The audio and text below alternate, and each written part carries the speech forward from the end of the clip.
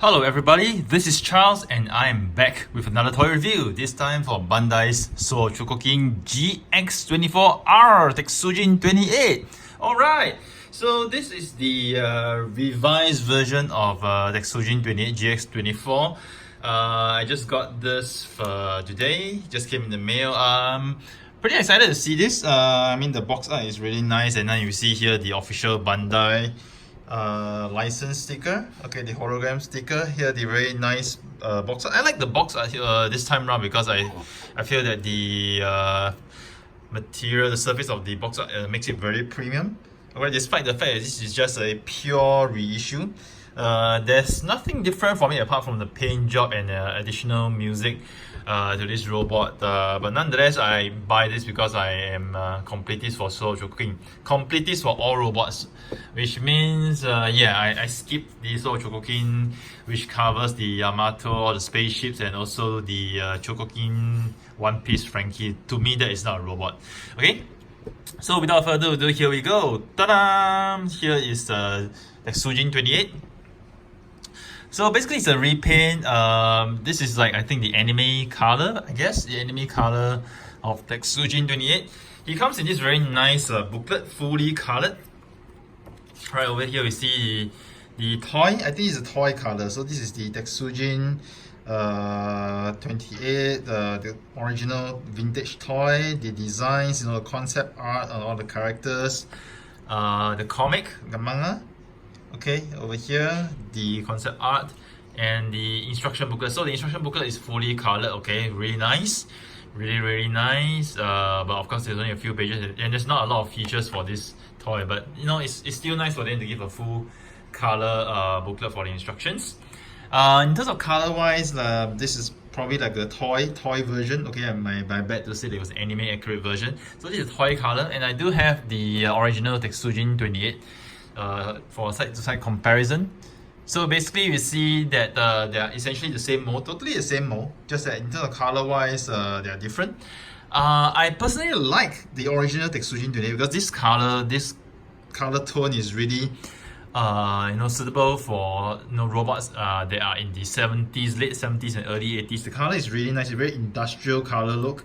Based on the design of the robot, all these dots here, it's like the riveting joints to put the robot together. So I felt that this is a very nice representation. Just as similarly how I like the reissued version of Big O. So the design and the concept of the robots are very much of the industrial light sort of feel, which I feel very nice. And I have this on display. I shall go more in detail on this guy, so I'll bring him back in the feature later. But first, let's go on this guy. So the reissued version, okay, the revised or reissue of GX-24R. Basically, he is a ton of metal, a lot of die cast in the robot. I would say he's almost entirely die cast apart from a few parts. This is probably one of the few robots that can lay claim to the true soul Chogokin, because there's so much die cast in this robot. It's really a brick. Which is one reason why I like Tetsujin28, because this robot itself, the bottom part over here, entire legs over here, the body, this is plastic, this black part is plastic as well, this green, red part and the boosters are plastic, but apart from that, this entire robot is die cast. So it's really awesome. In terms of articulation wise, it is the same as the original one, so you get a full 360 clicky joints. Okay, very nice clicky joints for the arms. I like it. Elbows, you can move it up that much. It's a full 360 rotation elbow. You can actually pull the elbow out as well, similar to your Mazinger robots. So you can actually put the parts. So the parts, here you have a set of hands that you can change. You have the character, the pilot rather, and then you have this part to simulate the broken or damaged arm of the Tetsujin28. Okay, which I'm not going to show the features over here. And then here you have the stand. The stand is essentially the same old stand as the GX-24, and there's a plug holes that if you want to plug the gaps, the screw caps of the Tetsujin28, you can do so. Apart from that, yeah, that's it. So the features are totally the same, no different from the original toy. And let me just go back to the articulation. So waist-wise, okay, waist-wise, okay. So arms can raise up this much, full 90 degrees. There's waist rotation, but the waist rotation is more for you to take out the batteries, swap the batteries of the toy. But nonetheless, it still gives you waist rotation. Okay, over here, it does give you the same leg articulation. You can actually have him seated, really cool. And then his knees bend 90 degrees. Okay, you can have him do a kneeling pose as such. Okay, do the articulation, you can actually do a kneeling pose. Okay, cool. Then legs wise, you can actually extend them wide, okay? Nearly 90 degrees outwards. Really cool. Okay, let me just put the robot back. So the question you have here is why do I buy this, oh yeah, before that. The backpack is same as original. Okay, you can actually take it out. And then it does show you the details of the backpack. Both sides can be taken out. Just to show you the same features, the details of the booster. So this is the same as the original GX-24 as well, nothing different from there. So why you want to open this? Because you want to switch on the button over here that will light the eyes up. Okay, yellow lights. Okay, put it back. So the feature that this has is included music. Okay, they've included music, but the music is actually not so audible. I looked at the video review on the Bandai channel and the music was really loud. So I think they probably enhance and increase the volume. Because for my piece of music, it's really not that loud. So over here, these features, you just put it on the chest. So you can hear a little bit of sound. Of the torso. And eyes turn red. Okay. Yeah, it's actually activated by some magnet feature. And it's the same as the original GX-24, so there's no difference with that. The difference is if you were to put this controller on top of his chest, you actually get two music. Let's just go through it right now.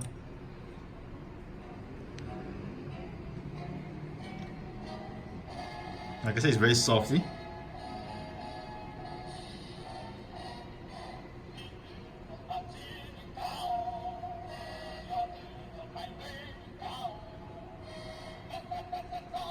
Yeah, for those of you who like Tetsujin28, you probably find it very nice to actually hear the BGM, and actually recorded, I think, the whole opening song.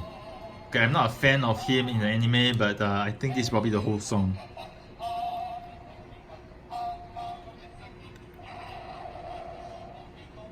Yeah, and so while you play the BGM, you can actually have the robot stomping sound if you want to.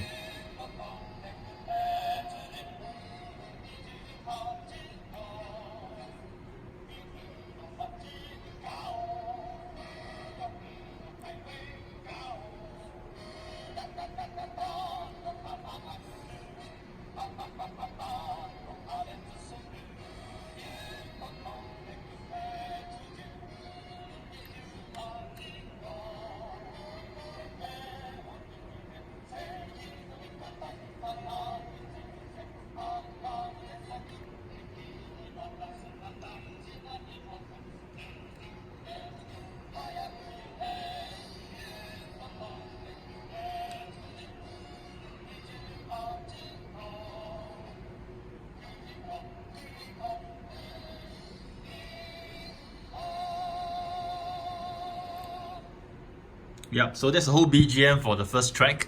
There's a second track. Let's see if I activate it correctly.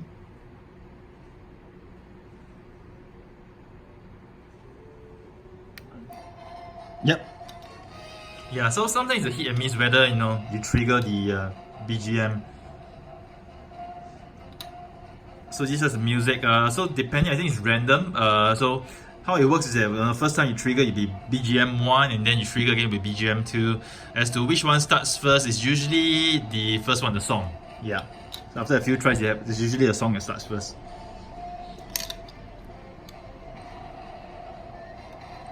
Yeah, so likewise during this BGM, you can actually have the stomping song as well.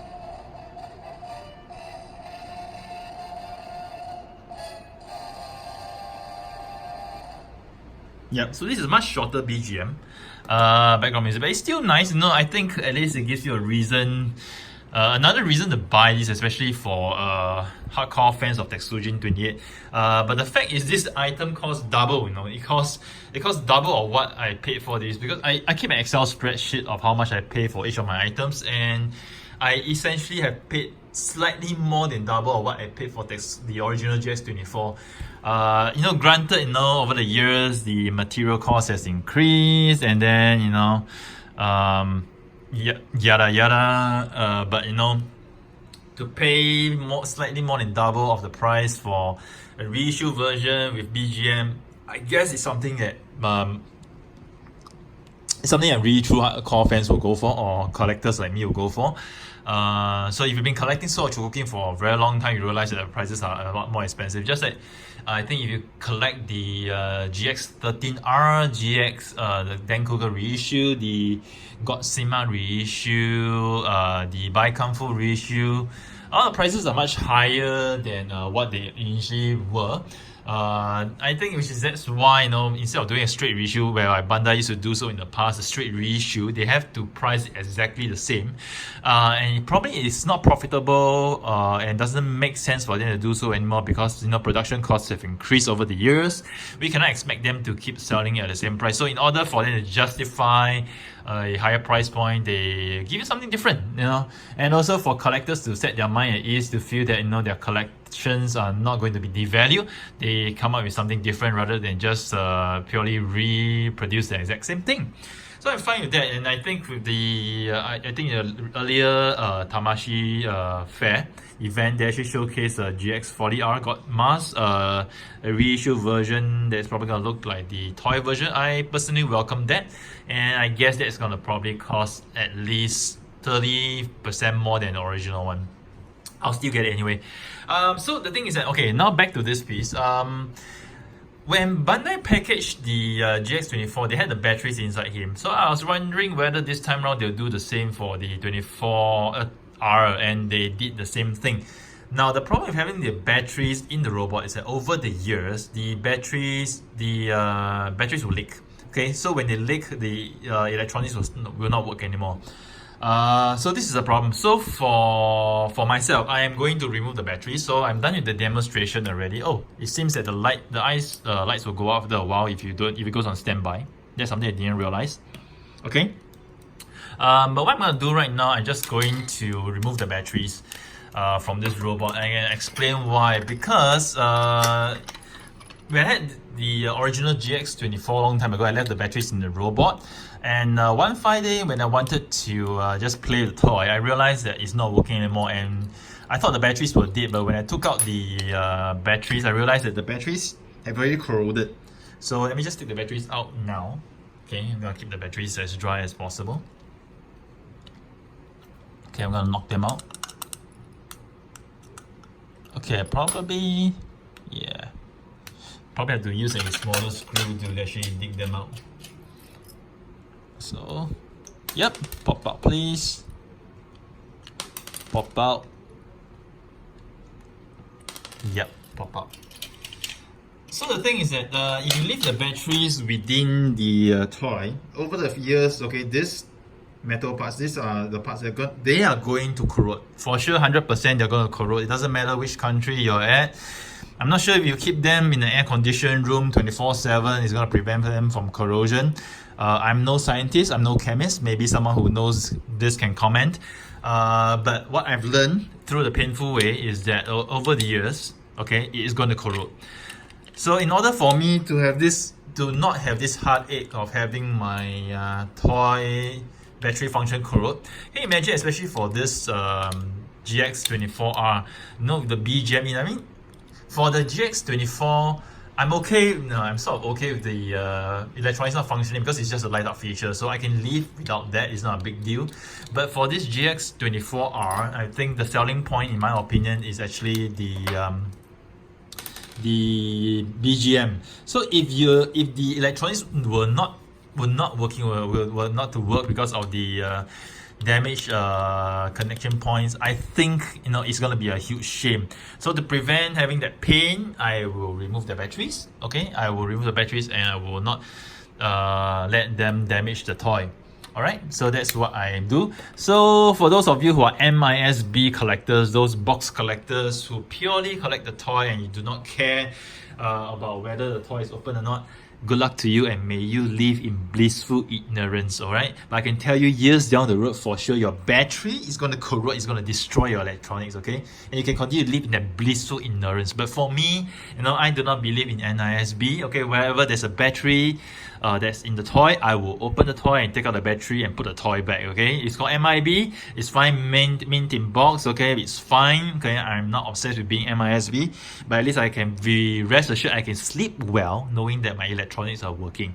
So your choice. So my personal recommendation, if you were to get this toy, even if you do not intend on displaying him, at least take the toy out of the box, okay? Take the toy out of the box, remove the batteries, store them aside, and keep the toy back, okay? So years down the road in the future, if you want to reminisce the music, the BGM, just take the toy out, put the batteries back in and enjoy. And once you're done enjoying, just take the batteries out again. Simple as that. So here's Charles signing off with yet another toy review. I hope you guys have enjoyed it. Do stay tuned to my channel for more reviews next time.